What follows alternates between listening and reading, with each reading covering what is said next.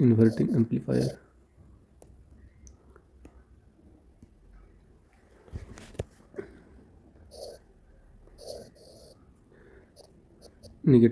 Negative. There is a resistance, and here is the feedback resistance. This is the feedback resistance RF, and this is the resistance R. Here we have ground, and here is the input. We know that using virtual short circuit, node A, using virtual short circuit, VA is equal to 0. Then apply KCL at node A.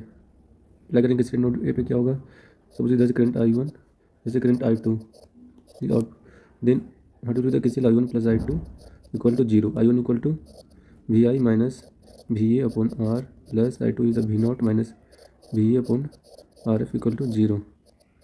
Put VA equal to 0, VA equal to 0, then VI upon R plus V naught upon RF equal to 0. What will be the then VI upon R equal to minus V naught upon RF. Then what will be the V naught upon RF equal to minus VI upon R.